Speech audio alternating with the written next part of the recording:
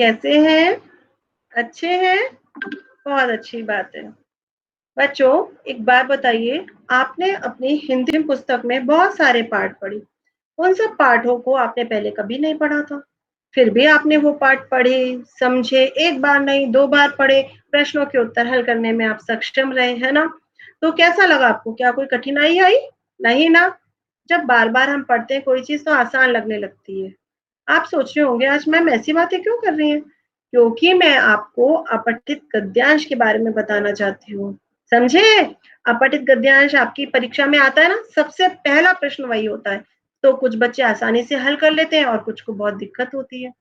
पर हमें घबराना नहीं है, दिक्कत महसूस नहीं करनी है, हमें वो पढ़ना है, समझना है और उसके नियमों को भी जानना है।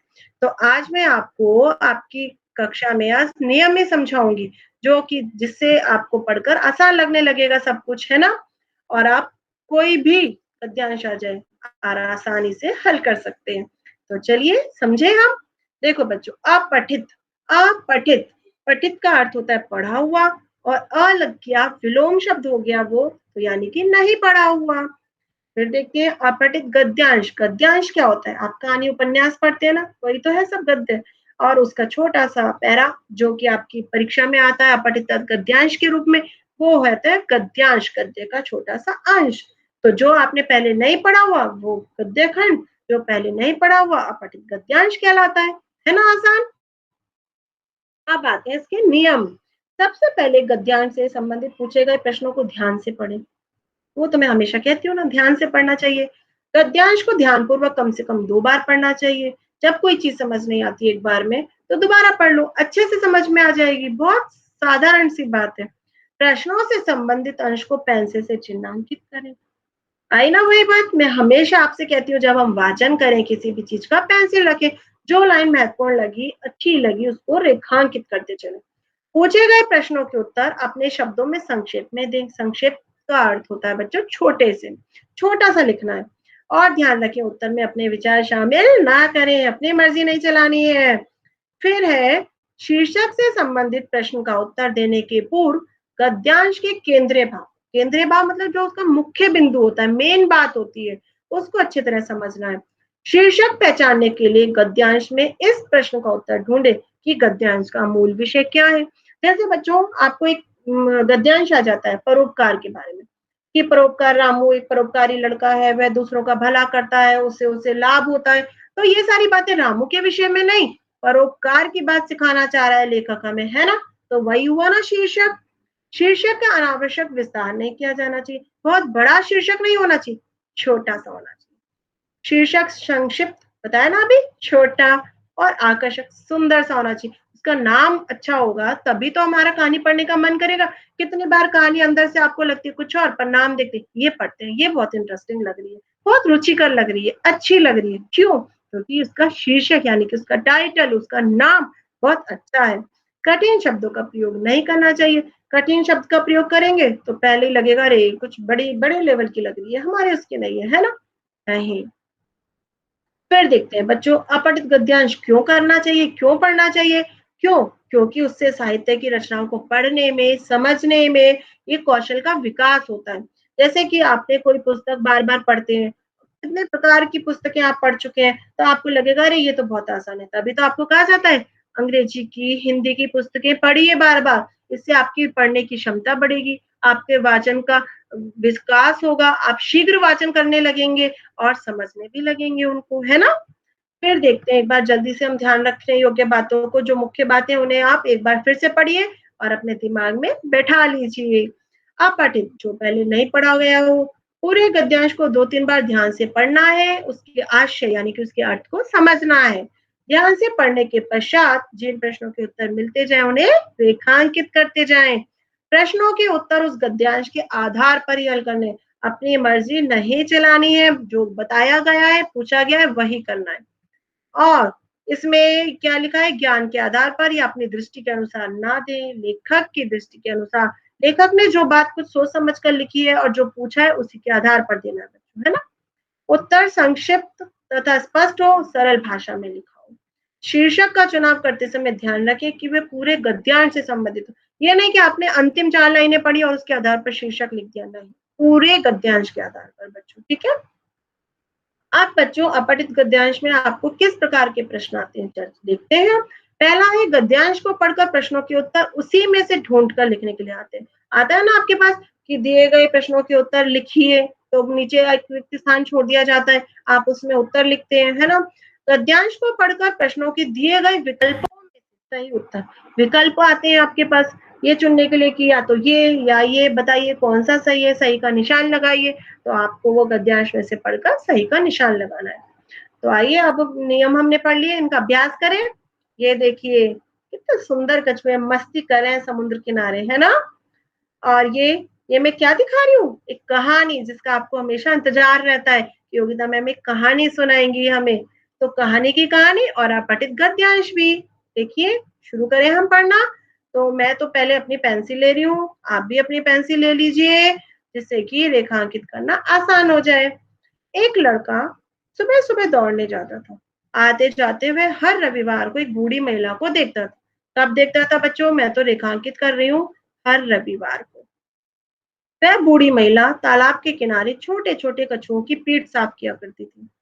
एक दिन लड़का बूढ़ी महिला के पास गया, उन्हें प्रणाम कर बोला, मैं आपको हमेशा इन कछुओं की पीठ साफ करते हुए देखता हूँ, आप ऐसा किस वजह से करती हैं? भाई कुछ अजीब सा काम करते हुए देखेंगे तो लगेगा ही ना कि ऐसा क्यों कर रही है। और मैंने ये भी लाइन पंक्ति अंडरलाइन कर ली बच्चों, रेखांकित कर ली, ठीक है। मैं हर रविवार को यहाँ आती हूँ, इन छोटे छोटे कछुओं की पीठ साफ करते हुए मुझे सुख शांति का अनुभव होता है, क्योंकि इनकी पीठ पर जो कवच होता है उस पर मैल जमा हो जाने की वजह से इनकी गर्मी पैदा करने की क्षमता कम हो जाती है। ये तो नई जानकारी मिली कि कछुओं की पीठ पर जो मैल होता है वो जम जाए तो गर्मी पैदा करने की क्षमता कम हो जाती है, इसलिए कछुओं को तैरने में मुश्किल का सामना करना पड़ता है।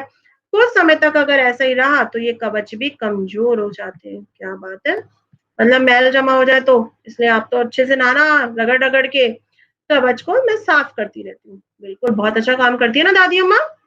अब इसके प्रश्न देखते हैं। बूढ़ी महिला किनकी पीठ साफ करती थी, बताइए बच्चों।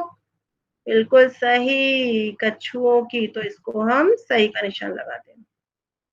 कछुओं की पीठ साफ करने से बूढ़ी महिला को क्या अनुभव होता था, किया था ना हमने, ये देखिए सुख शांति। तो कितना आसानी हो रही है हमें, हमने रेखांकित करके रखा हुआ है।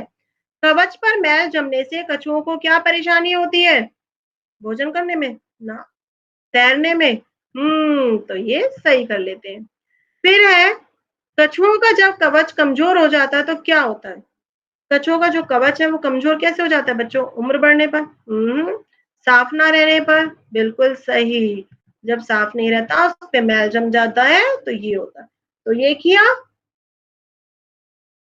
चलिए देखें, कोयल को संस्कृत भाषा में कोकिल कहते हैं, ये भी कर लीजिए रेखांकित, संस्कृत भाषा की जानकारी मिल गई हमको। इसका आकार घरेलू कोयल की तरह होता है। कोयल की पूंछ लंबी होती है। मादा भूरे रंग और नर चमकीले रंग का होता है, ये भी कर लेते हैं, क्योंकि मादा तो भूरे रंग की होती है और नर चमकीले काले रंग का होता है, ठीक है। इसके बाद बच्चों, जो नर कोयल है वो कूकू करके बोलता है, उसकी आवाज बहुत मधुर होती है। गर्मी के मौसम में ये आवाज बहुत सुनाई पड़ती है ना, पेड़ों पे कोयल की कूकू सुनती है, क्योंकि सर्दियों में कोयल गर्म प्रदेशों में रहने चली जाती है। इसको कर ले रेखांकित, जानकारी भी मिल गई, सर्दियों में कोयल चली जाती है। इसका कारण यह है कि इसके अंदर सर्दी बर्दाश्त करने की क्षमता नहीं होती, मतलब सर्दी उसको अच्छी नहीं लगती, है ना। महाराष्ट्र, गुजरात और दक्षिण भारत में यह प्रत्येक मौसम में दिखती है। ये थोड़े प्रदेश ऐसे हैं ज्यादा सर्दी नहीं होती है ना। यह अपने आहार में फलों का सेवन अधिक करती है, मीठे फल खाती है, मीठी बोली बोलती है। इसके अंडे आकार में कोए के अंडे से छोटे होते हैं, उनका रंग हरा होता है। मादा कोयल कोए के घोंसले में अपने अंडे रखती है। बहुत चालाक है ये तो भाई। कोए उसके अंडों को सेते हैं, मादा कोयल अपने अंडों को स्वयं नहीं सेती, कोए के घोंसले में रखाती है। वाह। अब देखते हैं प्रश्न, कोयल को संस्कृत भाषा में क्या कहते हैं बच्चों। देखो एक कोकिल यहाँ लिखा, एक कोकिल यहाँ लिखा, हम वर्तनी देख लेते हैं, ये वाली वर्तनी बिल्कुल सही, तो इसी को सही करते हैं। इस तरह से ध्यान रखना है, कितना बारीक सा अंतर है बच्चों, है ना। इसकी आवाज़ सिर्फ़ गर्मियों में क्यों सुनती है? हमने किया था ना रेखांकित, क्योंकि यह सर्दियों में सोती रहती है। नहीं, सर्दियों में इसकी आवाज़ खराब हो जाती है, ये भी नहीं। सर्दियों में गर्म प्रदेशों में रहने चली जाती है, ये सही है ना? अपने आहार में किसका अधिक सेवन करती है बच्चों? सब्जियों का, अनाज के दानों का, फलों का? फलों का। इसके बाद है, इसके अंडे कौन सेता है? कौवा, हमने तो ये पढ़ा था, है ना? तो बच्चों आप भी जल्दी से अपनी पुस्तक में कर लीजिए और मुझे पूरे ये करके जल्दी से भेजना गूगल क्लासरूम पर। मैंने आपके लिए एक और तरह का ये रखा है देखिए, इसमें उत्तर हमें लिखने हैं। तो देखें, माता-पिता बच्चों के लिए ईश्वर का सबसे बहुमूल्य उपहार होते हैं। बिल्कुल सही बात है। वे अपने बच्चों के लिए कड़ी धूप में काम करते हैं। वे अपने काम पर जाने के लिए आंधी, तूफान और वर्षा तक की परवाह नहीं करते। बिल्कुल सच बात है। कितने कष्ट सहते हैं ना माता-पिता हमारे लिए। अपने बच्चों को पढ़ाने, लिखाने, खिलाने और अन्य सुविधा देने के लिए धन कमाने में पूरा जीवन लगा देते हैं। बिल्कुल सही। मैं तो इसको रेखांकित कर रही हूँ बच्चों कि वो कितनी मेहनत करते हैं, सुविधाएँ देने के लिए धन कमाते हैं, ठीक है? माता-पिता अपने बच्चों के लिए ही जीते-मरते हैं। किसके लिए? बच्चों के लिए। बिल्कुल सही। बच्चों को भी अपने माता-पिता की सेवा करने में चूक नहीं रखनी चाहिए। बिल्कुल सही बात है। इतनी मेहनत वो हमारे लिए करते हैं, हमें तो उनकी सेवा करनी चाहिए। उन्हें अपने माता-पिता का कहना मानना चाहिए, उनके कामों में हाथ बटाना चाहिए और उनकी सेवा करनी चाहिए। मैं कहती हूँ ना आपको भी अपनी मम्मी के कामों में, पापा के कामों में हाथ बटाना चाहिए। हाथ बटाना एक मुहावरा है मतलब उनकी सहायता करनी चाहिए।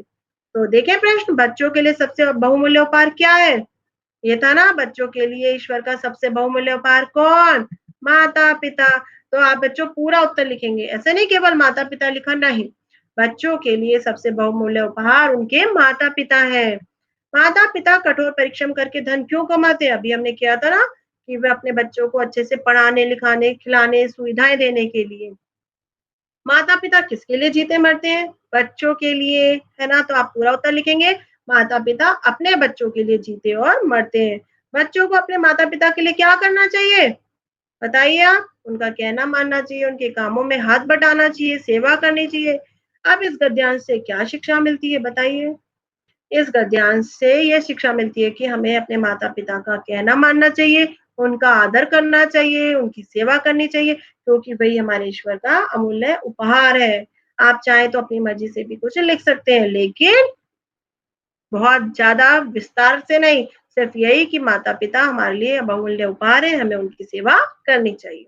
तो बच्चों ये तो हुआ, अब आपका अब हमें क्या करना है? अब हमको ये अपठित गद्यांश का अभ्यास करना है। आप भी अपने कोई भी अपठित गद्यांश ले सकते हैं, उसके प्रश्न उत्तर हल करके देखें। तो आज के लिए इतना ही। बाय